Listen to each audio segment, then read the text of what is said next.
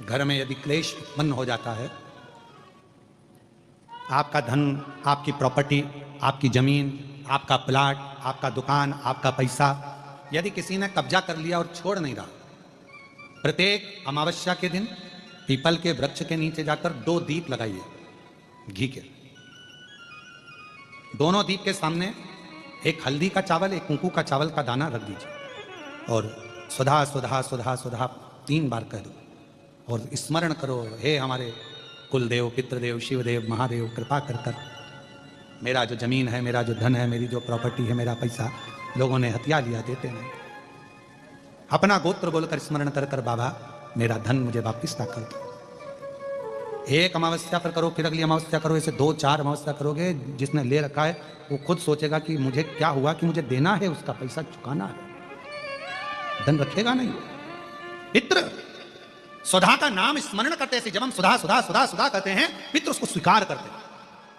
जैसे अग्निदेव की धर्म पत्नी स्वाहा, क्या है, जम के बोलो जरा, स्वाहा। जब हम यज्ञ करते हैं, सांकल ले देते हैं, ओम वैष्णवे स्वाहा। स्वाहा बोलते से ही अग्नि देवता की धर्म पत्नी उस भाग को देवताओं को देती है। उसी तरह तर्पण, तिलांजलि, पिंड, तर्पण आदि जितने भी हम पितरों के लिए कर्म करते हैं, उसमें हम स्वधा स्वधा बोलते हैं। जब स्वधा बोलते हैं तो वो स्वधा पितरों को भाग देती है और पितरों से कहती हैं, ये मेरा बेटा दुखी है, इसको ये तकलीफ है, इसको ये कष्ट है, तुम इसका ये कष्ट पितृदेव मिटा दीजिए, महादेव की आज्ञा है, इसको सही कर दीजिए। करते श्रेष्ठ करते। ओम जयंती मंगलकारिणी भद्रकाली कपालिनी दुर्गा क्षमा शिवा स्वाहा स्वधा नमोस्तुते। ओम जयंती मंगलकारिणी भद्रकाली कपालिनी दुर्गा क्षमा शिवा धात्री स्वाहा स्वधा नमोस्तुते। सुधा का उच्चारण हमको सुख प्रदान करता है, सुधा का उच्चारण हमें संपदा प्रदान करता है। अगर किसी व्यक्ति के जीवन में खो गया, कर्जे में डूब गया, कर्जा बहुत हो गया, पैसा चले गया, गाड़ी चली गई, मकान चले गया, सब गिरवे रखा गया, सब कुछ समाप्त हो गया, उसको प्रत्येक प्रदोष को, प्रत्येक अमावस्या को घी का दीप किसी भी पेड़ के नीचे, ये 5 वृक्ष बताए हैं पितृभाव के, उन 5 वृक्ष में से कहीं पर भी बड़, पीपल, आंवला, शमी, बेलपत्र आदि 5 वृक्ष में से किसी भी वृक्ष के नीचे प्रज्वलित करे और काम ना करे, उसका कर्जा चूकता ही है। उच्चार महाराज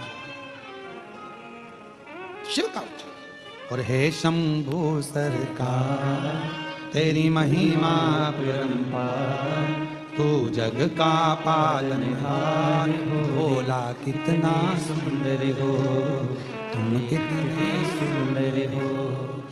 हे शंभो सरकार तेरी महिमा परंपार, तो जग का पालनहार, भोले कितने सुंदर हो, भोले कितने सुंदर हो। तेरा रूप अजब निराला, कहलाए डमरू वाला, तेरा रूप अजब निराला, बोलो बोलो, कहलाए डमरू वाला, तेरा रूप अजब निराला, कहलाए डमरू वाला। कानों में बिछुअन माला, आँखों में तेज निराला, माथे पे चंद्र चंदा, माथे पे सोहे चंद्रा, तुमसे ही जगत का सारा। हे शंभु सरकार, खड़े नहीं होना, बैठे रहो। एक लाइन गाएंगे बस। कितने सुंदर हो, कितने सुंदर हो।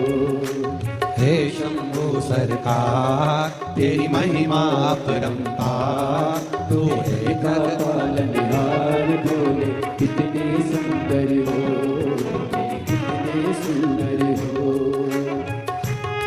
तेरा रूप है अजब निराला, कहलाए डमरू वाला, तेरा रूप है अजब निराला, कहलाए डमरू वाला। कानों में बिछुअन माला, आँखों में तेज उजाला, आँखों में बिछुअन माला, आँखों में तेज उजाला। माथे पे सोहे चंदा, माथे पे सोहे चंदा, तुझसे ही जगत का सार। हे शंभु सरकार तेरी महिमा अपरंपार तू है जग का आधार भोले कितने सुंदर हो भोले कितने सुंदर हो हे शंभो सरकार तेरी महिमा अपरंपार तू है जग का पालनहार भोले कितने सुंदर हो भोले कितने सुंदर हो ओ भोले कितने सुंदर हो ओ भोले कितने सुंदर हार हार बड़े भाव से बाबा को प्रार्थना करिएगा। श्री शिवा नमस्तु श्री शिवा नमस्तु श्री शिवा नमस्तु श्री शिवा नमस्तु श्री शिवा नमस्तु श्री शिवा नमस्तु भोला सब दुख काटो मारा ओ भोला सब दुख काटो मारा शिव शंकर जपूं तेरी माला भोले बाबा जपूं तेरी तेरी माला भोला सब दुख काटो मारा ओ भोला सब दुख काटो मारा वेश है मंगल मंगलकारी वेश है मंगल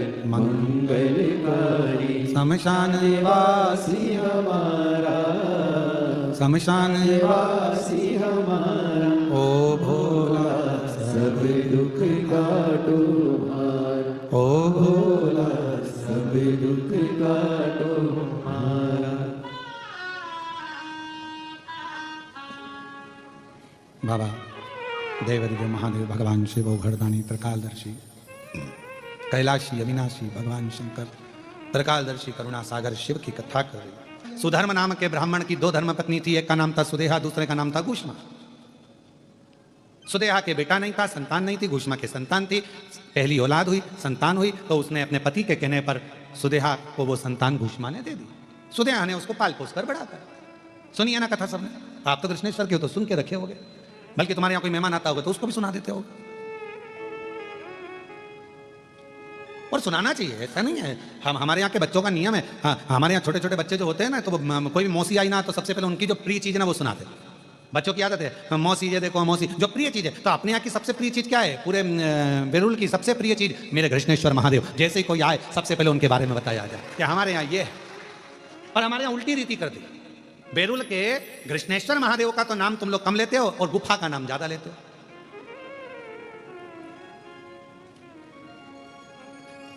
नहीं, हमारी बात का थोड़ा सा किसी न किसी को बुरा लग सकता है, और लग जाए तो लग जाए।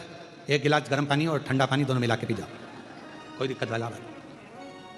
आज दुनिया के लोगों ने, हम कहना नहीं चाहेंगे परंतु लोग समझ जाएंगे हमारी भाषा, आज दुनिया के लोगों ने गुफा को तो प्रसिद्ध कर दिया, पर बेरुल के जो 12वां ज्योतिर्लिंग है, जिस ज्योतिर्लिंग पर पूरे 12 ज्योतिर्लिंग का केंद्र माना जाता है, उसको लोगों ने नीचे दबाने का प्रयास किया, दबाने का प्रयास किया। कितने सारे ज्योतिर्लिंगों का दर्शन करिए आप। और मेरे को उम्मीद है कि आप जितने बैठे हो, जितने भी आस्था चैनल पर सुन रहे हैं, जितने फेसबुक यूट्यूब पर कथा को श्रवण कर रहे हैं, और जितने यहाँ बैठकर कथा श्रवण कर रहे हैं, आप सब 12 ज्योतिर्लिंग में भ्रमण कर आइए। सारे ज्योतिर्लिंगों में जाकर देखोगे आपको खड़े रहना पड़ रहा है, जाना पड़ रहा है, भीड़ लग रही है, व्यवस्था ऐसी है वैसी है, ये हो रहा है वो हो रहा है। और यहाँ क्यों? क्योंकि हम लोगों ने बेरुल के ज्योतिर्लिंग को, कृष्णेश्वर बाबा को तो हमने प्रसिद्ध करने का प्रयास ही नहीं किया। हमने तो केवल पोथी पुराण में उनकी प्रसिद्धता है, उनको पोथी पुराण में वर्णित है कि 12वां ज्योतिर्लिंग है, पर हम सबको बताएं, हम अपनी सोशल मीडिया से, हम अपने मोबाइल से, हम अपने इंस्टाग्राम से, जनमानस में, जब बेरुल के कृष्णेश्वर बाबा का दर्शन करने के लिए आप मंदिर के अंदर जाएं, एक प्रयास करो, अपने साथ में एक मोबाइल ले जाकर मंदिर के प्राचीन शिखरों का, जैसे एलोरा में जाने वाले एलोरा की गुफाओं का प्रचार करते हैं, एलोरा की गुफाओं को दर्शाते हैं, वैसे हमारे कृष्णेश्वर बाबा के प्राचीन शिखर का, प्राचीन शिलाखंडों का, प्राचीन शिवालयों का, उसका एक एक चीज का दर्शन अवश्य करो। और इसकी शुरुआत कोई दूसरा नहीं करेगा। हम प्रयास करेंगे कि हम भी 2 दिन के अंदर हम भी बेरुल के कृष्णेश्वर महादेव की एक एक शिला का वर्णन वहीं पर रहकर ऑनलाइन करने का प्रयास करें। इसकी शुरुआत हम करें।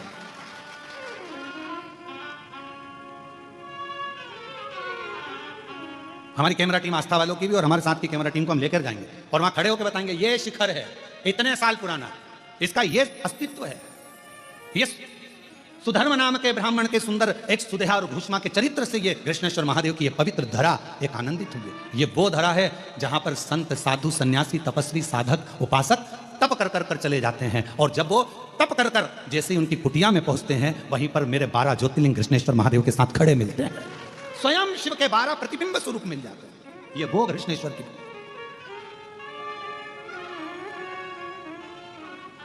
हम लोग भूल जाते हैं। तुम सबकी आदत है कि नई बहू आती है तो पुरानी पर ताने कसे जाते हैं। बेटा तू कर सकती थी, ये तो छोटी है ना, इसमें तो अक्ल नहीं है। नहीं, दोनों की महत्वता रखिए। हम मना नहीं करेंगे कि आप गुफाओं का प्रचार ना करिए, आप ये ना, परंतु साथ में हमारे कृष्णेश्वर बाबा का जो संपूर्ण विश्व का केंद्र है, जो सबके दिल में निवास करता है, ऐसा कृष्णेश्वर महादेव का ज्योतिर्लिंग है, जो ज्योतिर्लिंग की ज्योति जीवन में सुख प्रदान करती है। उसके सही नियम आना चाहिए, उसके सही क्रम आना चाहिए।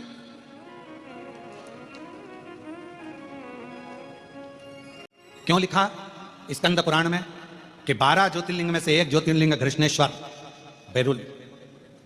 जिस कृष्णेश्वर मंदिर के प्रांगण में भगवान शंकर के शिवलिंग के मंदिर प्रांगण के अंदर यदि उत्तर की ओर मुख कर कर हाथ में एक बेलपत्र को रखकर उत्तर मुखी बैठकर कृष्णेश्वर बाबा का 7 बार नाम का उच्चारण करने पर कृष्णेश्वराय नमः बोलने पर कामना कर कर एक बेलपत्र यदि नंदी को दे दी जाती है तो बाबा कृष्णेश्वर उसकी झोली कभी खाली नहीं रखते। ये स्कंद पुराण का हम क्यों छोड़े?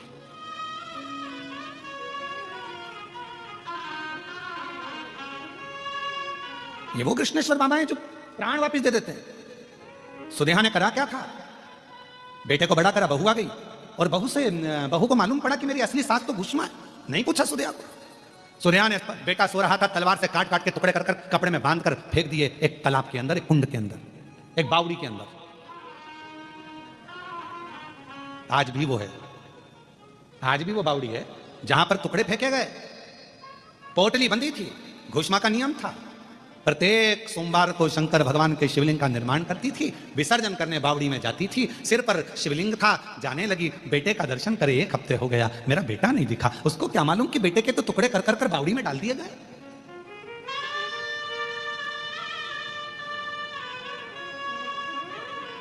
उसको क्या मालूम कि बेटे के तो टुकड़े कर दिए गए, बावड़ी में पटक दिए गए। सुदेहा ने उसके टुकड़े टुकड़े कर 1 हफ्ता हो गया, मरे हुए टुकड़े हुए। घोषणा को नहीं मालूम कि मेरा बेटा मर चुका है, और घोषणा तो सिर पर शंकर का शिवलिंग है, विसर्जन करने जा रही है, और विसर्जन करते करते उसके मन में आया 1 हफ्ते से मैंने बेटे के दर्शन नहीं करे। शिव महापुराण की कथा का उमाखंड कहता है, शंकर को जल चढ़ाते समय, शिव की आराधना करते समय, पार्थिव लिंग का पूजन करते समय, बेलपत्र चढ़ाते समय, शिव मंदिर में झाड़ू लगाते समय तुम्हारे मन के अंदर जो भाव आता है शंकर भगवान को उसे तुरंत पूर्ण करना ही पड़ता है, चाहे कुछ भी। शिव को उसको पूर्ण करना पड़ता है, भगवान शंकर को उसे पूर्ण करना पड़ेगा, भगवान शंकर को उसको संभालना पड़ेगा। और कृष्णेश्वर महादेव वो तो अपने मन में बस भगवान शिव का शिवलिंग मस्तक पर है और चली जा रही है। हर शंभो हर हर शंभो, हर शंभो हर हर शंभो, हर शंभो हर हर शंभो, हर शंभो हर हर शंभो, हर शंभो हर हर शंभो, हर शंभो हर हर शंभो, हर शंभो हर शंभो हर हर शंभो, हर शंभो हर हर शंभो। मन से उच्चारण कर, मन से उच्चारण करती है, हर शंभो हर हर शंभो, हर शंभो हर, मन से उच्चारण करती चली जा रही है, स्मरण करती चली जा रही है। हर शंभो हर हर शंभो, हर शंभो हर हर शंभो, हर शंभो हर हर शंभो, हर शंभो, उच्चारण कर रही है, चली जा रही है, जाती जा रही है, जाती जा रही है। हर शंभो हर हर शंभो, हर शंभो हर हर शंभो, हर शंभो हर हर शंभो। तालाब के किनारे पर पहुंच गई, बावड़ी थी, 4 सीढ़ी नीचे उतरी, शंकर भगवान के शिवलिंग को विसर्जन कर रही थी बावड़ी में। मेरे बेटे का दर्शन नहीं हुआ, 1 हफ्ता हो गया। उसे क्या मालूम कि मरा है। जिस बावड़ी में तू शंकर भगवान के शिवलिंग को छोड़ने के लिए आई है, वो उसी बावड़ी में तेरा बेटा मरा पड़ा 1 हफ्ते पुराना। हर शंभो हर हर शंभो, हर शंभो हर शंभो,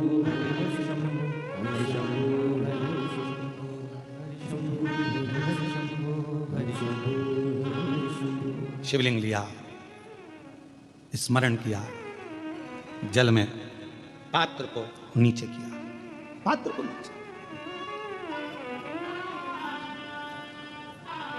विसर्जन करना आता है ना आप लोगों को? पार्थिव शिवलिंग का विसर्जन कैसे किया जाता है?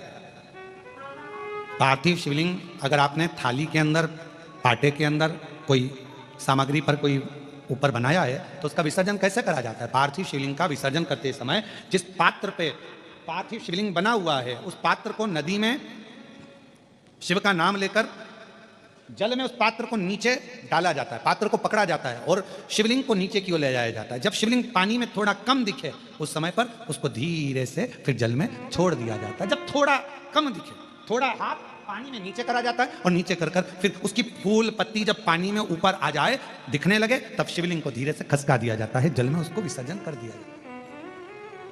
क्यों? अगर तुमने पार्थिव शिवलिंग का विसर्जन करा और उसको तुम थाली में बना कर ले गए हो, पाटे पे बना कर ले गए, अब तुमने उसको उठाया तो टूटेगा कि नहीं टूटेगा? बोलो, जम के बोलो जरा। टूट जाएगा। तो इसको सबसे पहला विसर्जन करने के पहले जब पार्थिव शिवलिंग तुमने बना लिया, बनाने के बाद उसको जल के अंदर लेकर, जब पूजन करने के बाद जब जल के अंदर लेकर जाओगे तो उसकी फूल पंखड़ी अपने आप पानी में तैरने लगेगी और शिवलिंग जल में चला गया, मतलब तुमने विसर्जन कर लिया। अब भले तुम धीरे से उसको, जो पार्थिव बनाया है, तुम धीरे से उसको पानी में फिर धीरे से विसर्जन कर सकते हो। हर शंभो हर हर शंभो, हर शंभो हर हर शंभो, हर शंभो हर हर शंभो, हर शंभो विसर्जन। जैसे ही घोषमा ने जल में भगवान शंकर के पार्थिव शिवलिंग का विसर्जन करा, इतनी देर में तो जो कपड़े में उसके टुकड़े बंधे थे, जो मर चुका था 1 हफ्ते पहले, वो कपड़े में से निकलकर तैरता तैरता बावड़ी में से पुत्र बाहर निकल कर आ गया। बेटा, हर शंभो हर हर शंभो, हर शंभो हर हर, हर शंभो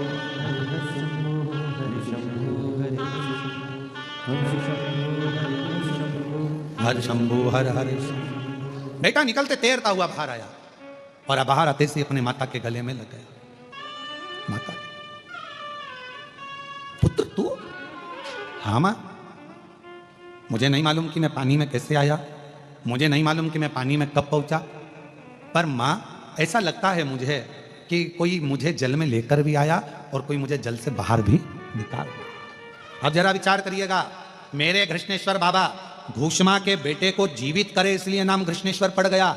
यहां शास्त्र स्कंद पुराण का बेरुल के अंतर्गत वर्णन किया गया घृष्णेश्वर बाबा का कि जब मेरे भोलेनाथ घूषमा के बेटे को जल से निकाल सकते हैं तो तुमको भी मेरे भोलेनाथ जंजाल से निकाल सकते हैं। मेरे भोलेनाथ जंजाल से बाहर निकाल सकते हैं।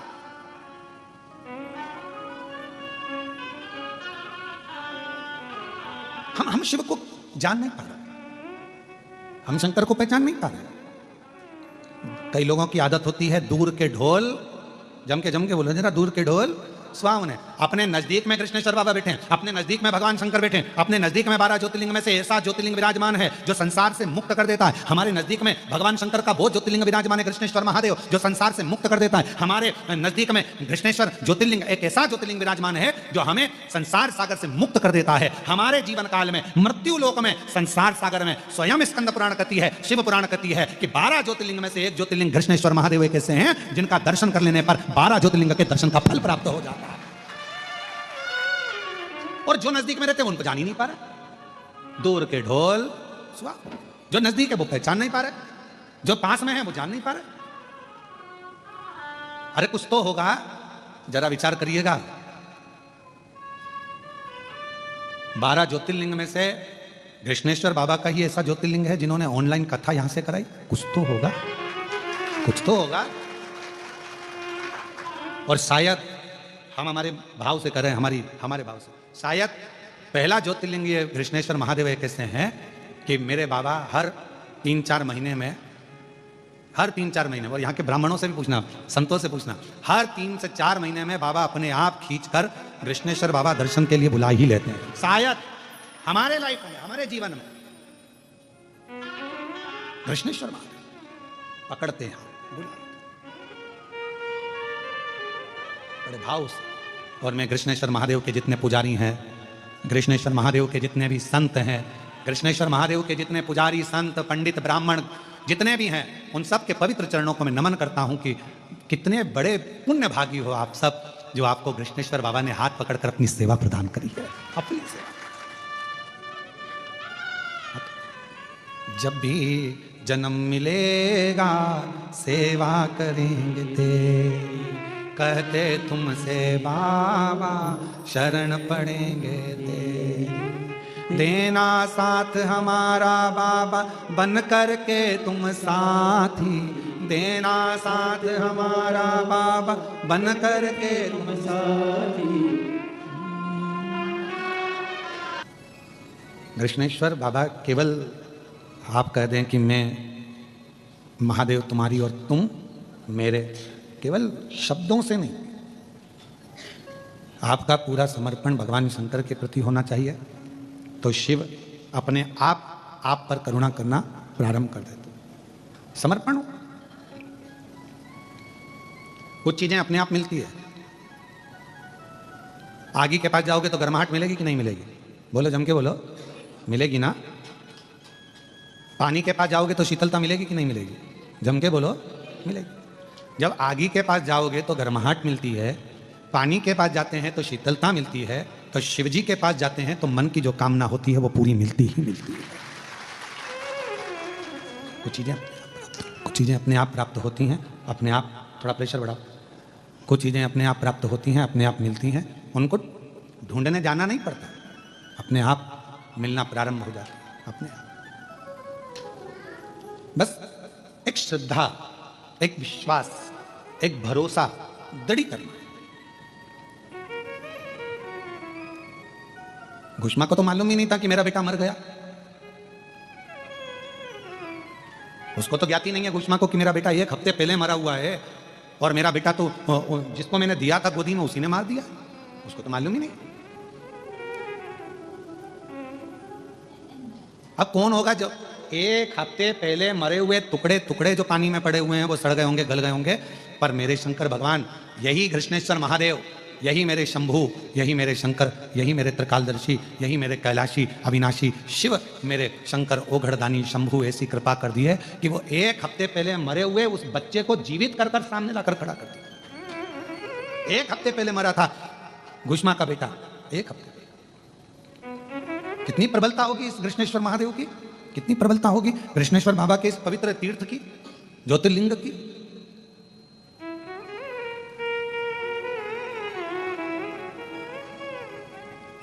महाराज, शिव महापुराण की कथा कर रही है, भगवान शंकर का चरित्र कह रहा है। भटकना छोड़ो। हम जितने जितने भटकते हैं, मृत्यु के बाद और ज्यादा भटकते हैं, क्योंकि ये वो कहते हैं ना कि सब तर्पण का जल क्यों देना पड़ रहा है, लोगों को पानी क्यों देना पड़ रहा है, तो लोगों ने कहा दिया साहब प्यास नहीं बुझी जिंदगी की, वो हमेशा लगा ही रहा, ये और मिल जाए, वो और मिल जाए, ये और हो जाए, वो और हो जाए, ये और हो जाए, वो और इंतजार करता रहा, प्राप्त नहीं हुआ कुछ पूरा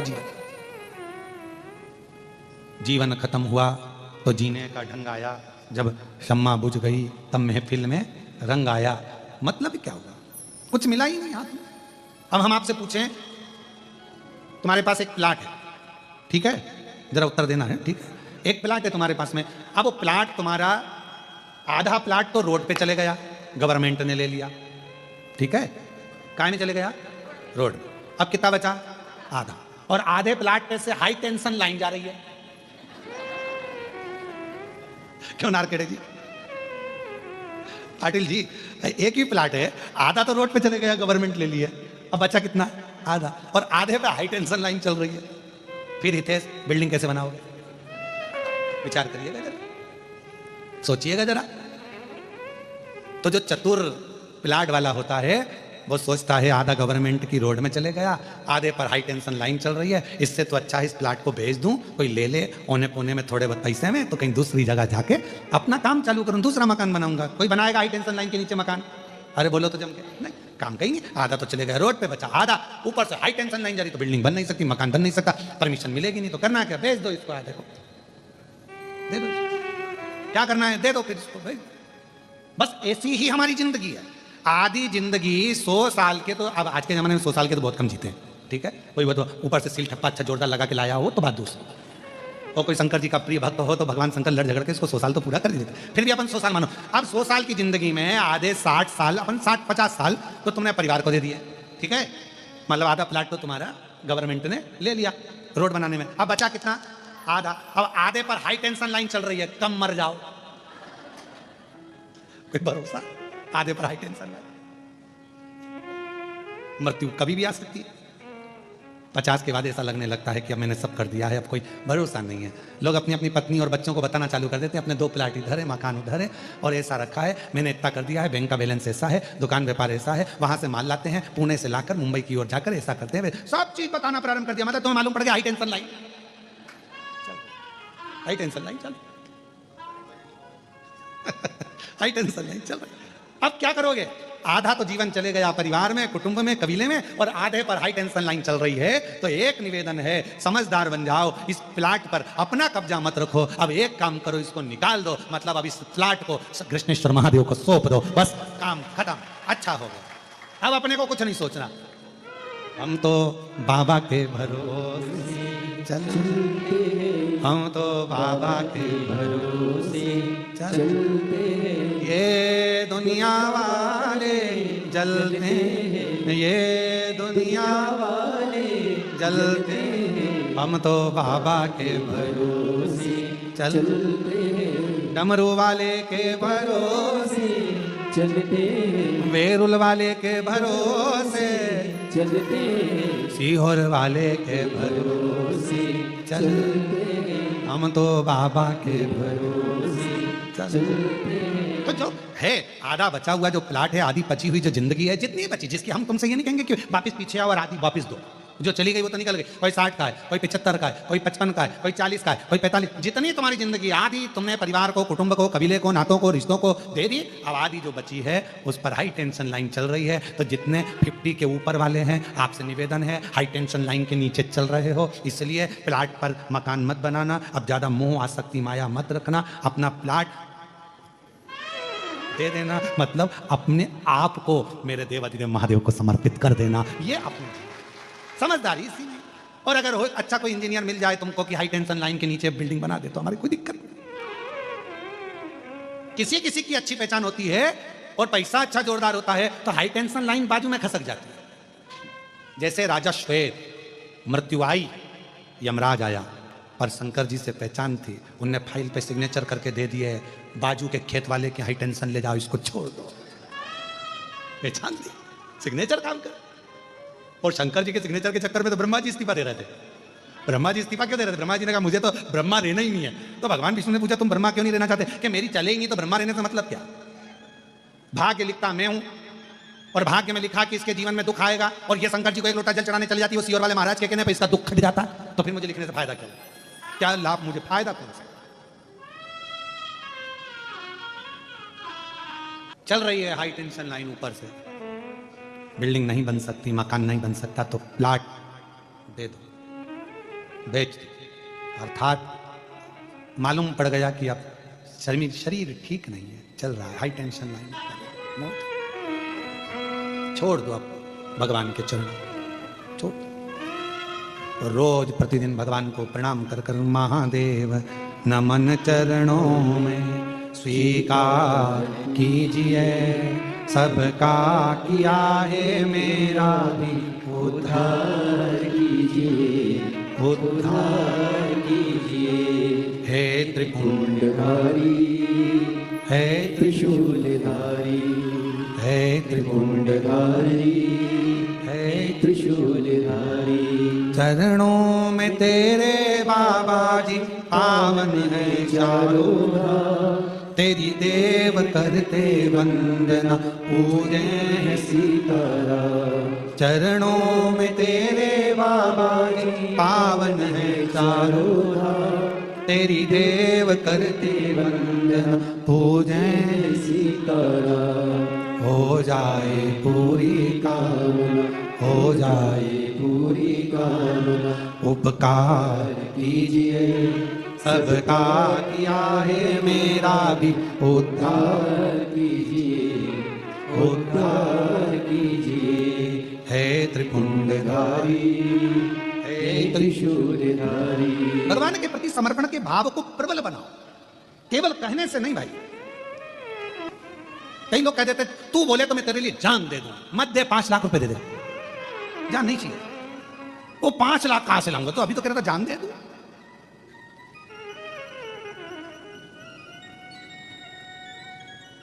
अरे भाई कहना सरल है, तू बोले तो मैं तेरे लिए जान दे दूं, तू बोले तो मेरे तेरे लिए प्राण दे दूं। नहीं चाहिए दादा हमको ये सब चीज, क्या करेंगे जान लेकर भी? प्रशासन पीछे पड़ जाएगा। क्या मतलब तुम्हारी जान लेने थे? तो तुम तो एक काम करो, जो तुम्हारे पास में वो अच्छी वाली 4 व्हीलर गाड़ी है वो हमको दे दो। नहीं चाहिए, क्या करेंगे? अरे नहीं चाहिए। तुम क्यों, कई लोग कहते हैं भगवान को तुम अंबर चाहिए, भगवान को पीताम्बर चाहिए, भगवान को इतना दूध चढ़ाना पड़ेगा, भगवान को इतना दही चढ़ाना पड़ेगा, भगवान को इतना शहद चढ़ाना पड़ेगा, भगवान को इतना सारा सामान देना पड़ेगा, भगवान की पूजन में शंकर जी की पूजन कोई सरल है क्या? आज के जमाने में सोशल मीडिया पे लोग डराते हैं शिव जी की पूजन में ये मत करना, शंकर जी की पूजन में वो मत करना। शंकर जी की पूजन कोई साधारण है क्या? अरे जिसने शिव महापुराण की कथा को सुना है, जिसने शिव महापुराण की कथा को पढ़ा है, जिसने स्कंद पुराण पढ़ी है, लिंग पुराण पढ़ी है, नर्मदा पुराण पढ़ी है, कुर्म पुराण पढ़ी है, वो जानता है कि सारे देवताओं में सबसे सरल पूजन अगर किसी की है तो देव अधिदेव महादेव की एक लोटा जल, बोल बम का नारा है। इतने धीमे बोलोगे तो कल्याण तुम्हारा। अच्छे से बोलो, बोल बम का नारा है। कितनी जोरदार बोले, अच्छे बोले। क्या अब उसमें लोग कह रहे हैं शिव शंकर भगवान इतना बहुत सारे आडंबर से प्रसन्न ही नहीं होते। शिव जी को प्रसन्न करना है, कितनी सुंदर बात, राख भस्म चढ़ा दी, शिव प्रसन्न हो गए।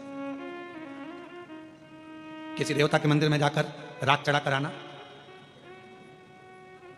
ट्रस्टी कैमरे में ढूंढेंगे तुमको कौन आया था, रात चढ़ाकर चला। पूरे मंदिर के ट्रस्टी ढूंढेंगे डंडा लेके तुम्हारे पीछे पड़े। पर शंकर जी के मंदिर में रात चढ़ा दी, शिव जी को प्रसन्न हो गए, बेलपत्र चढ़ा दी। और बेलपत्र भी नहीं थी, इतने चतुर शिव जी की उठा के जल से धो के हर हर महादेव शंभो काशी विश्वनाथ गंगे, हर हर महादेव शंभो काशी विश्वनाथ गंगे।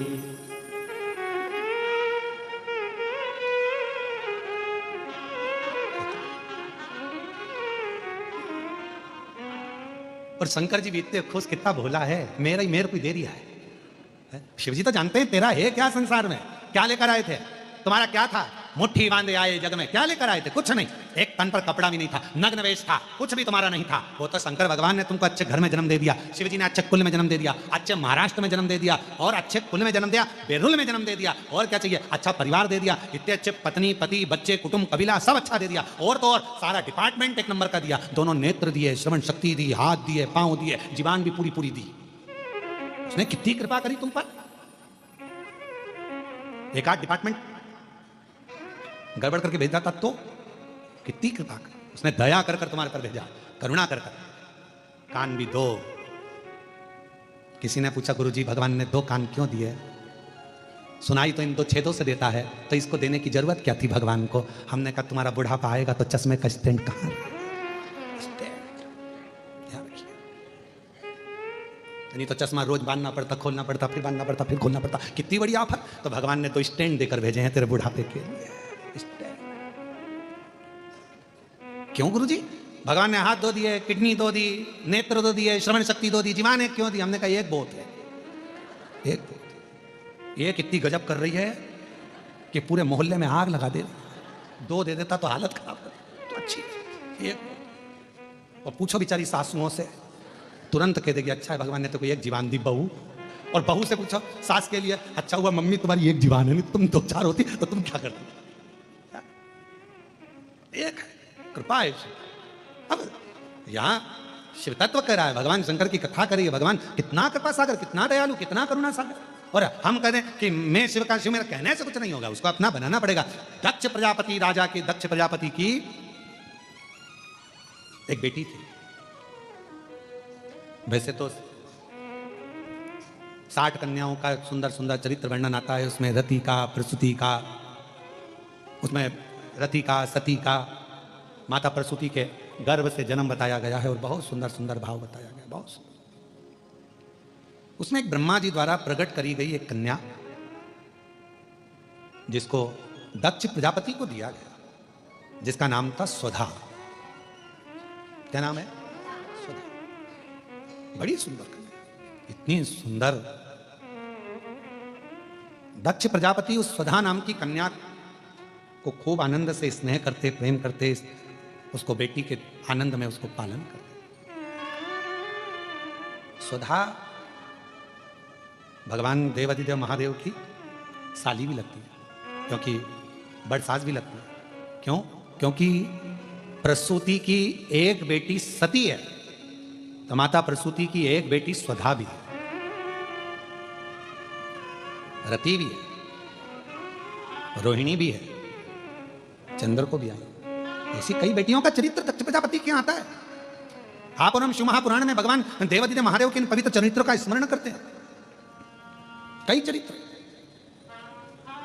और सुधा छोटी है, छोटी, पर सुधा का नियम था, सुधा का एक नियम था, किसी भी वृक्ष की छांव के नीचे बैठती थी और भगवान शंकर के मंत्र का स्मरण करती थी। नमः शिवाय, ओम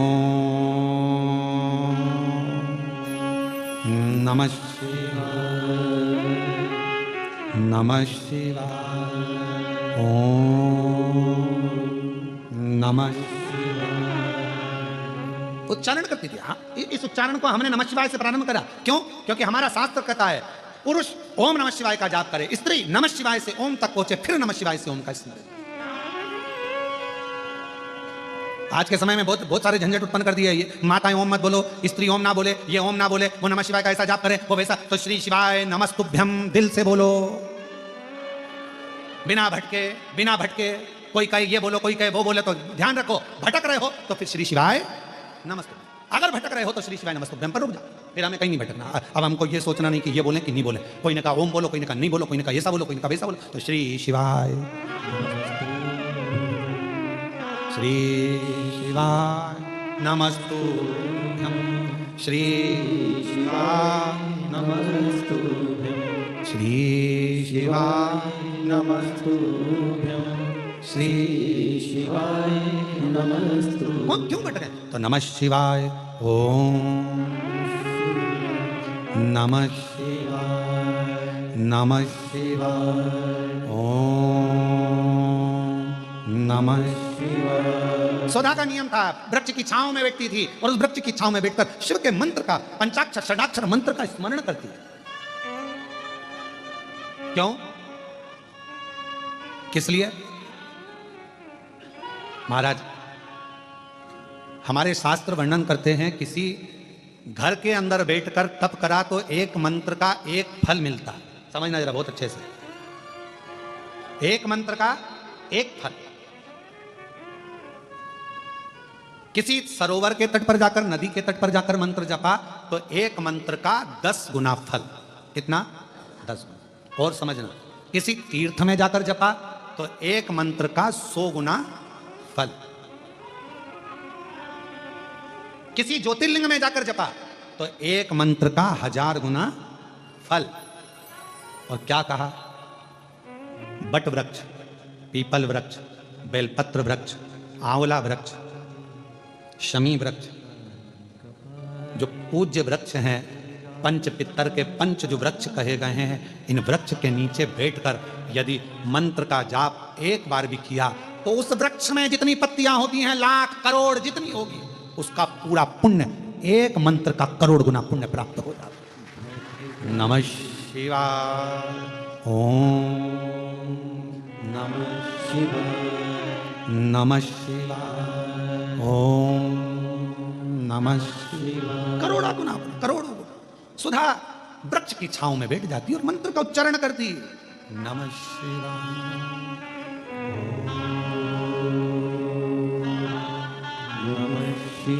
बैठी है, सुधा जप कर रही है, मंत्र उच्चारण कर रही है,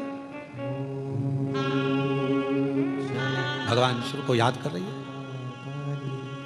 कोई पूजन नहीं जानती, कोई आराधना नहीं जानती, कोई साधना नहीं जानती, और कोई साधना नहीं, कोई उपाय नहीं, कोई उपासना का तरीका नहीं, बस मंत्र का स्मरण। नमः शिवाय, ओम नमः शिवाय। बेटी, भगवान नारायण ने देखा ये तो सुधा है, दक्ष प्रजापति की पुत्री। कितना सुंदर स्वरूप है सुधा का, शिव की आराधना करती है। दक्ष प्रजापति की जितनी बेटियां थी सबको, सबके पुण्य को देखा गया।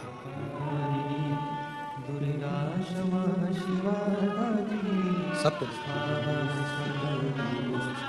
इतना सारा पुण्य, सारी देवियों का ढेरों पुण्य था, पर उन सारी देवियों में सबसे ज्यादा पुण्य सुधा का था। सबसे ज्यादा पुण्य सुधा का। और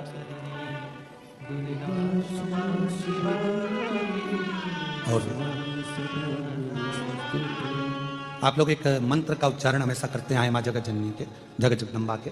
उसमें स्वधा का स्मरण देखिएगा कितना प्रबल है। ओम जयंती मंगला काली भद्रकाली कपालिनी दुर्गा क्षमा शिवा दात्री स्वाहा स्वधा नमस्तुते। ओम जयंती मंगला काली भद्रकाली कपालिनी दुर्गा क्षमा शिवा धात्री स्वाहा स्वधा नमस्तुते।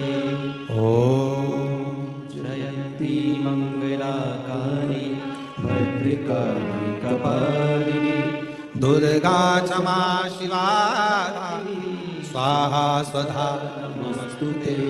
शिव महापुराण की कथा कर रही है। स्वधा इतना तप कर ली, इतना तप, क्योंकि एक तप उसका प्रबल था कि वृक्ष की छांव में बैठकर भगवान के मंत्र का उच्चारण करना। भगवान के मंत्र का उच्चारण,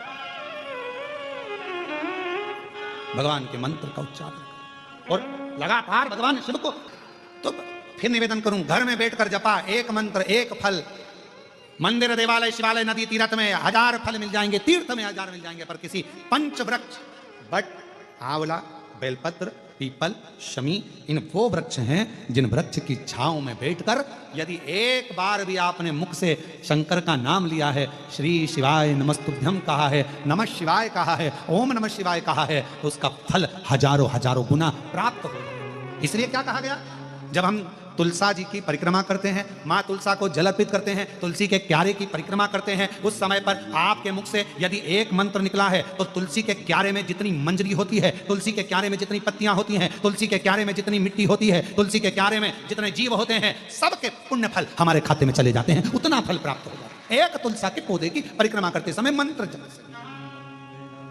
ओम जयंती मंगला भद्रकाली कपालिनी दुर्गा क्षमा शिवा स्वाहा स्वधा नमस्तुते। ओम जयंती मंगला काली भद्रकाली कपालिनी दुर्गा क्षमा शिवा धात्री स्वाहा स्वधा नमस्तुते। भगवान शिव की उच्चारण कर रही है वृक्ष के नीचे। इसलिए हमारे सनातन धर्म में प्रत्येक सनातनियों के घर में, प्रत्येक हिंदू बहन भाई के घर में और प्रत्येक व्यक्ति के घर में जितने सनातनी हैं, सबके घर के दरवाजे पर आंगन में तुलसी का क्यारा होना चाहिए। वो सनातन धर्म की एक प्रखरता है, वो सनातन धर्म की एकजुटता है। एक तुलसी का क्यारा मेरे हनुमान जी ने देखा था विभीषण के दरवाजे पर। हनुमान जी विभीषण के यहाँ प्रवेश कर गए। जब हम तुलसी के क्यारे में जल चढ़ाते हैं, तुलसी के क्यारे के पास खड़े होकर भगवान के मंत्र का उच्चारण करते हैं। नमः शिवाय बोलो, नारायण का मंत्र बोलो, ओम नमः भगवते वासुदेवाय बोलो, राम नाम कृष्ण नाम शिव नाम, जो तुम जपना चाहो वो जपो। तुम्हें एक बार जपोगे तुलसी के क्यारे के पास खड़े होकर, हजारों गुना फल अपने आप प्राप्त हो जाए। घर में ही, तुम्हें कहीं जाना ही नहीं, घर के अंदर ही।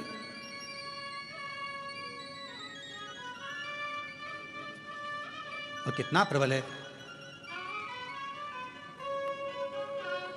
साधु चले पौआ पौआ चीटी ने बचाई के, साधु चले पौआ पौआ चीटी ने बचाई के, और राजा चले हाथी घोड़ा पालकी सजाई के। राजा चले हाथी घोड़ा पालकी सजाई के। तुलसा मगन भई हरि गुण गाई के, तुलसा मगन भई हरि गुण गाई के, हरि गुण गाई के, प्रभु गुण गाई के। तुलसा कब मगन होती है, तुलसा कब प्रसन्न होती है, वृक्ष कब प्रसन्न होता है, बेलपत्र का वृक्ष कब प्रसन्न होता है, शमी का वृक्ष कब प्रसन्न होता है, बेलपत्र का वृक्ष बट वृक्ष कब प्रसन्न होता है। उसकी प्रसन्नता होती है जब हम भगवान के मंत्र का उच्चारण करते हैं।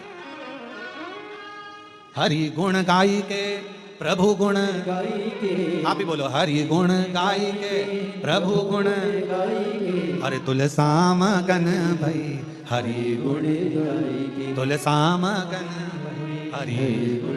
ये स्थान भगवान जहाँ आप लोग कभी कुबेरेश्वर धाम गए होगे तो बेलपत्र की वाटिका में अगर पहुंचे होगे, जहाँ खुला हुआ मैदान है, जहाँ कथा होती है उसके पीछे की साइड में खुला मैदान है, वहाँ 21 बेलपत्र के वृक्ष हैं बड़े बड़े। उसी की वाटिका के आसपास बैठकर लोग मंत्र का जाप करते।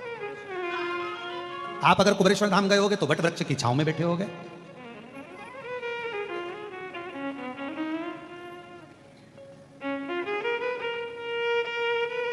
कम से कम 400 साल से 500 साल के बीच में 300-400 साल 500 साल पुराना बट वृक्ष। कभी आप लोग गए हो कुबेरेश्वर धाम तो वहाँ लोग बैठ कर भगवान, अभी तो वहाँ का मार्ग इसलिए बंद रखा है क्योंकि वहाँ काम चल रहा, तो वहाँ अभी आज जाने नहीं देते, रास्ता बंद रहता है। नहीं तो मंदिर प्रांगण के पीछे ही जहाँ कथा होती है उसके ठीक पीछे के साइड में बट वृक्ष बहुत विशाल, उसकी छांव में अगर आप कभी बैठे और शिवनाम का उच्चारण कर देखना, कभी बैठकर एक बार दिल से मन से 2 क्षण बैठकर आप उसका उच्चारण कर देखना। अभी उस स्थान पर तो निर्माण चल रहा है जिससे भक्त लोग वहाँ पहुँचे तो वहाँ आराम से बैठकर मंत्र उच्चारण कर सके, ऐसी व्यवस्था वहाँ करी जा रही। बैठे उच्चारण करें, श्री शिवा कभी मौका लगे और कभी अभी जब वहाँ का निर्माण पूरा हो जाएगा तब आप लोग जब दर्शन करने उस बट वृक्ष की छांव में जहाँ बेलपत्रियों का कुंज है, बेलपत्रियों का कुंज जहाँ है 21 वृक्षों का, उसके पास में कभी बैठकर देखिए 2 क्षण, 2 स्मरण कर देखो, बैठकर। केवल कुबेरेश्वर धाम आप गए, धरा मंदिर में दर्शन किया और दर्शन कर नहीं, कुबेरेश्वर धाम के कुछ स्थान है उसका आप दर्शन करो, वहाँ बैठो, थोड़ा स्मरण करो वहाँ बैठकर कि आखिर इस धाम की इतनी महत्वता क्यों है, क्यों इतनी महत्वता, क्यों इतनी? गयो गाड़ी कर खर्चा कर भी गयो और आप लोग दर्शन ही ना कर पा।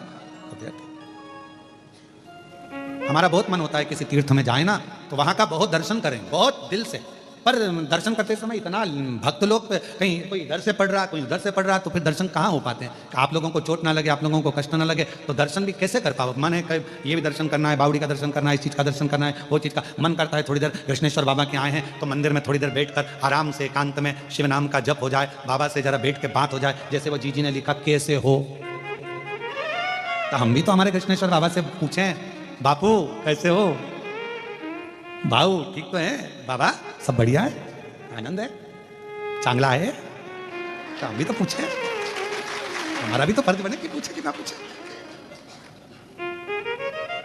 पूछा था तो थोड़ा बहुत अब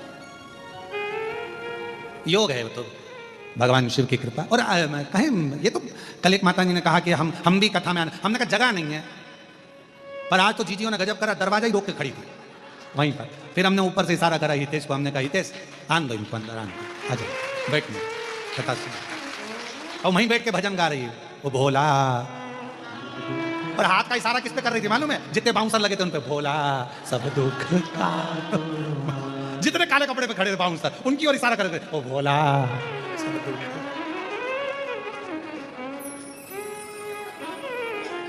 और हम तो कथा में आने के लिए स्नान कर रहे हैं और इनकी आवाज वो भोला सब। स्नान कर पुरा के हम बाहर गए, हमने कहा बात क्या है आखिर, देखे सर लगी लाइन बाहर और सब इशारा करके गा रही भोला। हमने हितेश को बुलाया, हमने बेटा एक काम कर इनको अंदर ले जा। कहा गुरुजी हाल में जगह नहीं है। मैंने कहा हाल में नहीं हो, दिल में होना चाहिए, तो ले जा इनको अंदर ले जा। सुधा बेटी और सुधा बाल्यावस्था से ही वृक्ष की छांव में बैठकर भगवान के मंत्र का उच्चारण कर रही है। उच्चारण थोड़ा ध्यान देना एक बात को, जिस वृक्ष के नीचे बैठकर आप मंत्र का जाप करते हो उस वृक्ष की पत्ती को नहीं तोड़ना, इसका स्मरण रखें। जिस बेलपत्र के वृक्ष के नीचे बैठकर आप भगवान के मंत्र का उच्चारण करती हो, माला जपती हो, उस वृक्ष की पत्ती को तोड़कर नहीं चढ़ाना, उसको रहने दो। कुबेरेश्वर धाम पर जाओ, चाहे किसी तीर्थ में या तुम्हारे सोसाइटी में, तुम्हारी कॉलोनी में, तुम्हारे मोहल्ले में, कई बार ऐसा प्रश्न आ जाता है गुरुजी हमारे यहाँ नदी नहीं है, आपने कहा शिवलिंग का विसर्जन करना, थाली को नीचे लेकर जाना, पानी में जब डूब जाए तब, तो क्या हमारे यहाँ पर नदी नहीं, तालाब नहीं, कुआं नहीं, बावड़ी नहीं, हम कैसे विसर्जन करेंगे? तो उनके लिए विसर्जन का क्रम कहा। जिस थाली में भगवान विराजमान है, पूरी पूजन होने के बाद जब विसर्जित हो जाती है, थाली को आप एक साइड कर देते हैं, तब उस थाली में ही जल को चढ़ाना प्रारंभ करो, तसले में, पात्र में उस शिवलिंग का विसर्जन करो, उसके बाद उसको किसी वृक्ष में ले जाकर डाल। ये भी एक विसर्जन का तरीका।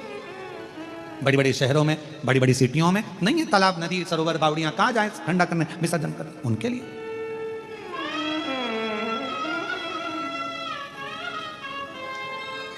महाराज शिव तत्व कह रहा है, बाबा देवादिदेव महादेव का चरित्र कह रहा है। स्वधा बेटी वृक्ष की छांव में उच्चारण कर रही है, नमः शिवाय, ओ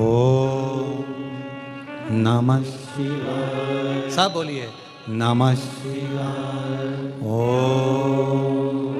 नमः शिवाय नमः शिवाय ओम नमः। शिवाय। सदा जिस वृक्ष की छांव में बैठकर जप करती है, माला जपती है, भजन करती है, स्मरण करती है, मंत्र जाप करती है, उसकी पत्ती को सदा नहीं तोड़ती है। क्यों? क्योंकि जितने समय तक उस वृक्ष की छांव में बैठकर आप भजन करते हो, तप करते हो, साधना करते हो, उस वृक्ष की पत्ती में वो मूल मंत्र समाहित रहता है। जब जब उस वृक्ष के नीचे से निकल कर जाते हो, उस पत्ती का तत्व हमारे, उस पत्ती का रस तत्व हमारे जीवन को कृतार्थ करते जाता है और हमारा उद्धार होते चले जाता है।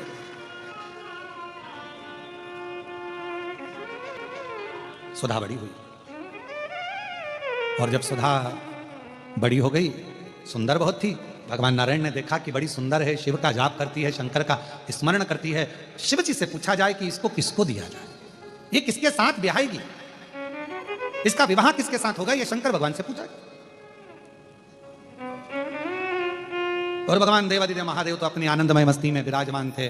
33 कोटि देवता में केवल एक देवादिदेव महादेव ऐसे हैं जो बड़े आनंद के साथ, बड़ी प्रसन्नता के साथ, अपने आनंद के साथ विराजमान रहते हैं।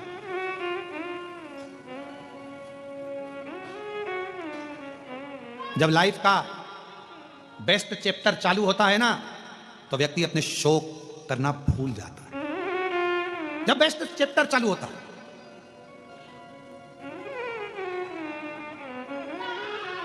एकदम अच्छा समय जब चालू हो, तो उस समय पर व्यक्ति फिर अपनी फील्ड में आगे बढ़ने का प्रयास करता है। फिर कोई उससे कि थोड़ा सस्त हो जाओ, थोड़ा तैयार तो हो जा, बाद में हो जाऊंगी, बाद में कर लूंगी, पहले काम, पहले अभी भगवान मेरे अभी लाइफ अच्छी चल रही है ना, तो इसको मैं अच्छा कर लूं, मैं अभी अच्छा कर लूं और अच्छा कर लूं। उसमें लगा, शौक भूल गया, कितने दोस्तों के साथ बैठा था, कितने गप्पे मारता था, कितने फालतू बातें करता था, सब भूल गया। क्यों? क्योंकि अभी उसको अपनी लाइफ देखनी, उसको आगे बढ़ना।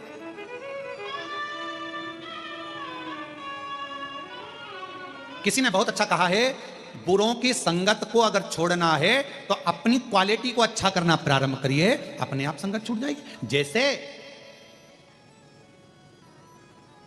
मटर पनीर की सब्जी में सबसे ज्यादा लोग मटर को खाते हैं कि पनीर को? जम के बोलिए, पनीर को। छाट छाट के बड़े प्रेम से खाते हैं उसको, पनीर। क्यों? मटर महंगा है कि पनीर? बोलो बोलो जरा, जम के बोलो। पनीर।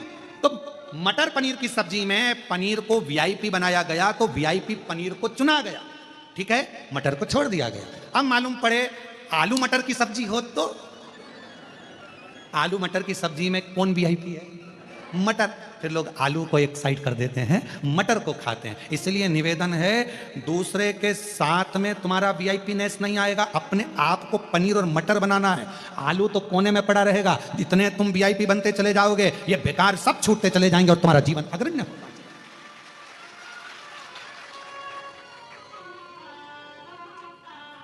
बेकार की बातों में अगर तुम्हारा ध्यान जा रहा है, समझ लेना,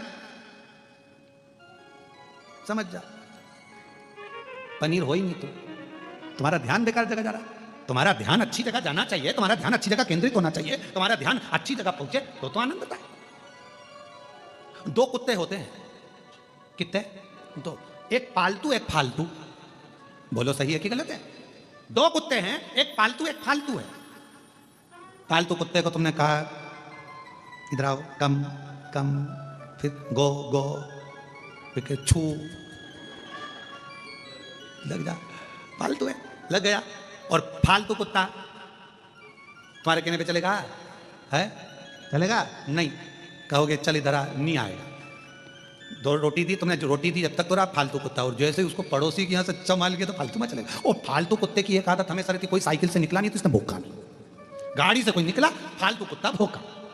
पालतू कुत्ता भौंकेगा क्या? हर एक व्यक्ति पे, साइकिल वाले पर, मोटरसाइकिल वाले पर, गाड़ी वाले पर। पालतू कुत्ता नहीं भौंकता, फालतू कुत्ता भौंकता। ऐसे फालतू कुत्ते बहुत सारे हैं। ये मन 2 तरह का कुत्ते की तरह होता है। एक होता है पालतू, जो कि सुनकर चलता है, समझकर चलता है, और एक मन ऐसा हो जाता है कि सब में बुराइयां देखता है, दिन भर भौंकता है, दिन भर अपशब्द कहता है, दिन भर ताने देता है, दिन भर गालियां देता है, दिन भर अपशब्द करता है। आप पर निर्भर करता है, आप अपने मन को कैसे केंद्रित कर रहे हैं। अच्छाई देख रहे हैं कि बुराई देख रहे हैं? आप मटर पनीर में पनीर को ढूंढ रहे हैं कि नहीं ढूंढ रहे हैं, ये देखा जाएगा। श्रेष्ठता देखिए, कितने चतुर हो आज के जमाने के लोग। मटर पनीर में पनीर को अच्छा मान लेते हैं, ढूंढ लेते हैं, और आलू मटर में से मटर को अच्छा मान लेते हैं। तो फिर संसार सागर में जब तुम इतने क्वालिटीवान हो कि पनीर को अच्छा ढूंढ रहे हो, मटर को अच्छा ढूंढ रहे हो, तो संसार में अच्छाई ढूंढने का प्रयास करो। गलत क्यों ढूंढ रहे हो? गलत क्यों? इच्छा ढूंढी है, मन केंद्रित, ये बुद्धि, ये चित्त, ये वृत्ति भटक रहे, भटक रहे। रे मन मुसाफिर निकलना पड़ेगा, काया कुटिल खाली करना पड़ेगा, भाड़े के क्वार्टर को क्या तू संभाले। ये किराए की खोली है, भाड़े के क्वार्टर को तो क्या संभाले। जिस दिन तुझे घर का मालिक निकाले, श्वासों का किराया भी भरना पड़ेगा, काया कुटिर खाली करना पड़ेगा। कितना इस किराए के मकान को संभालने में लगे हो, खूब सुंदर सजाया धजाया किराए के मकान को, कितना बढ़िया। अभी हम जिस होटल में रुके हैं उसका कमरा इतना अच्छा सजाया, दरवाजा सजाया और इतना बढ़िया दीवार में पे फूल पत्ती सब टांगा, किराए का मकान सजा सजा कर रखा। पर एक ना एक दिन तो खाली करना पड़ेगा ना, बोलो तो सही, खाली तो कर जाना पड़ेगा। कोई जगत में कोई न परमानेंट, जगत में कोई न परमानेंट। कौन जगत में परमानेंट है? अच्छे अच्छे सूरमा के भी उखड़ गए टेंट, जगत में कोई न परमानेंट। अच्छे अच्छे सूरमा के भी टेंट उखड़ गए जगत में। और सब तो स्वधा अपने मंत्र का उच्चारण कर रही है। स्वधा लगी, शिव जी से पूछा जाए ये किसको दी जाए। स्वधा ने मंत्र का उच्चारण करा, स्मरण कराए, मंत्र जाप कराए। शंकर भगवान ने कहा नारायण भगवान से ब्रह्मा जी से इस स्वधा को पितरों को बिहार दो, पितरों, इसको पितरों के साथ विवाहित कर देना चाहिए, पितरों की पत्नी हो जाए स्वधा। क्यों? इसका पुण्य बड़ा प्रबल, जप के माध्यम से ये जीवों का कल्याण करती है। तो जब पितरों का स्मरण होगा, कोई ब्राह्मण भोज कराए, पितरों के लिए तर्पण करे, तिलांजलि दे, पिंड दे, भोजन दे, यज्ञ करे, अनुष्ठान करे। यदि स्वधा स्वधा स्वधा 3 बार स्वधा, 4 बार स्वधा, 5 बार, ऐसे स्वधा का यदि 5 बार भी कोई नाम ले लेगा तो उसको पिंड और तर्पण का पुण्य फल पितरों तक पहुंच जाएगा। स्वधा, इसलिए मां जगतजननी की स्तुति में स्वधा का स्मरण आया। ओम जयंती मंगलाकाली भद्रकाली कपालिनी दुर्गा क्षमा शिवा दानी स्वाहा स्वधा नमस्तुते।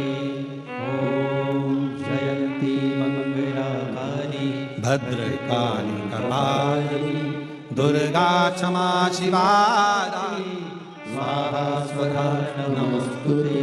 जब हम सुधा सुधा सुधा कहते हैं, अगर आप पितृपक्ष में, श्राद्ध पक्ष में कोई तुमसे कह दे कि तेरे शरीर में ये रोग हो गया, कोई ने कहा बड़ा रोग हो गया, कोई ने कहा कैंसर जैसा रोग हो गया, कोई ने कहा किडनी बेकार हो गई, कोई ने कहा थायराइड हो गया, कोई ने कहा चर्म रोग हो गया, कोई ने कहा ये हो गया, कोई ने कहा शरीर में, कोई ने कहा पत्रिका देखकर ज्योतिषी ने कहा तुम्हारा ग्रह बेकार चल रहा है, तुम्हारे ग्रह पूरे तरह से बेकार हो गए। कोई कहे कुंभ राशि बेकार हो गई, कोई ने कहा ये राशि बेकार हो गई, कोई ने कहा वो राशि बेकार हो गई, कोई ने हाथ देकर कह दिया कि तेरी किस्मत में ये सुख नहीं है। अगर पितृपक्ष में, पितृपक्ष के अंतर्गत यदि शिवजी के मंदिर में जाकर 1 लोटा जल, 3 चावल के दाने, 3 बेलपत्र पितरों का स्मरण कर कर सुधा सुधा सुधा सुधा कर कर पितरों के हेतु भी अगर समर्पित कर दो तो शिव उसको स्वीकार कर कर सुधा पितरों से कहकर कल्याण कर देती, दुख समाप्त हो, कष्ट मिट जाता।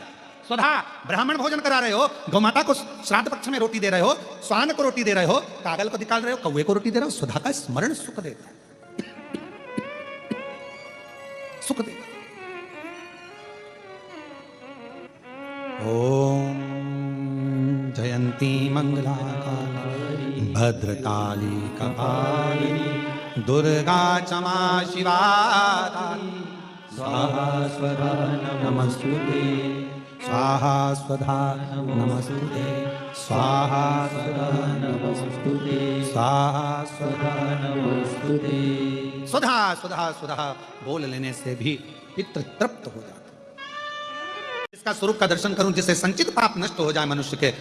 तब ब्रह्म ऋषि वशिष्ठ जी ने ध्यान लगाकर देखा तो भगवान नारायण की मानस पुत्री सरयू बड़ी अच्छी है, सुंदर है, पवित्र है। अगर ये भूमंडल पर आ जाए, पृथ्वी पर आ जाए तो इसके केवल दर्शन मात्र से जीव के पाप नष्ट हो जाएंगे। इसको लेने के लिए जाना पड़ेगा, मां सरयू को लेने के लिए जाना पड़ेगा। वशिष्ठ जी ने अपने मन में विचार कर लिया और वशिष्ठ बाबा चल दिए मां सरयू जी को लेने के लिए। सबसे पहले पहुंचे ब्रह्मलोक, ब्रह्मलोक में मां सरयू जी नहीं थी। फिर पहुंच गए इंद्रलोक, इंद्रलोक में मां सरयू जी नहीं थी। गरुण वरुण पितृ सारे लोकों में भ्रमण करते करते वशिष्ठ बाबा आखिरी में वैकुंठ लोक पहुंच गए, जहां पर मां सरयू विराजमान थी और भगवान नारायण से स्वयं वशिष्ठ बाबा ने कहा, प्रभु ये सरयू को संसार की मुक्ति के लिए, संसार के उद्धार के लिए और मात्र स्वरूप के दर्शन के लिए इस मां सरयू जी को पृथ्वी पर भेज दो, जो आपकी मानस पुत्री है। भगवान नारायण ने जगत कल्याण के लिए, जगत उद्धार के लिए सरयू जी को पृथ्वी पर भेजने को तैयार।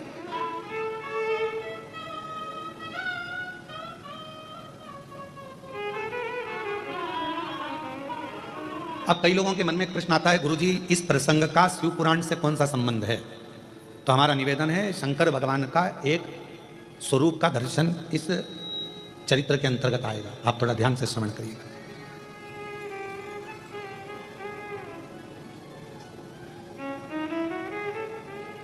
सरयू जी को दे दीजिए, ठीक है, ले जाओ।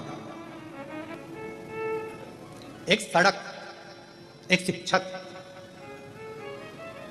ये दोनों जहां हैं वहीं रहते हैं, पर इनके पास आने वाले को ये मंजिल तक पहुंचाते रहते हैं। कौन कौन? जम के बोलो जरा। सड़क और शिक्षक। शिक्षक वही नौकरी कर रहा है, स्कूल में पढ़ा रहा है, उसको वही तनख्वाह मिल रही है 25,000, 50,000, 30,000, 20,000, जो उसको मिलती है, उससे हमें कोई मतलब नहीं। पर शिक्षक वही है, शिक्षक वही पहनावा पहन रहा है, वही पैंट, वही शर्ट, वही साधारण सा जीवन जी रहा है। और शिक्षक वही है, वही 25, 30, 10, 20 हजार रुपये महीना कमा रहा है, 40, 50 हजार रुपये महीना कमा रहा है। पर वो शिक्षक के पास जो जाता है, शिक्षक वही रहता है, पर शिक्षक अपनी शिक्षा के माध्यम से अपने शिष्य को कहीं कलेक्टर, कहीं एसपी, कहीं डीएसपी, कहीं कमिश्नर बना देता है। वो वही है, पर उसके जो शिष्य हैं वो उच्च पद पर पहुंच जाते हैं, उनको उनकी मंजिल मिल जाती है। सड़क का काम भी यही है, रोड का काम भी यही है। सड़क क्या करती है? सड़क वहीं पर है। सड़क कहीं कहीं क्या है? बैरुल की सड़क बैरुल में है, अमरावती की अमरावती में है। सड़क कहीं कहीं क्या, पर उस सड़क पर अभी हमारा वो हितेश कह रहा था, कौन सा एक्सप्रेस बना है नालखेड़े जी? हाँ, समृद्धि एक्सप्रेस बना। तो वो बोल रहे थे, हितेश कहने लगे, गुरुजी समृद्धि एक्सप्रेस बना। तो मैंने कहा कहाँ है? तो कहा वो नागपुर से ऐसा गया मुंबई के लिए और बहुत अच्छा बना। हमने कहा रोड गई क्या? तो कहा नहीं गुरुजी, रोड तो वही है, बस मंजिल गई है, केवल मंजिल, रोड वही है। रोड और शिक्षक वहीं रहते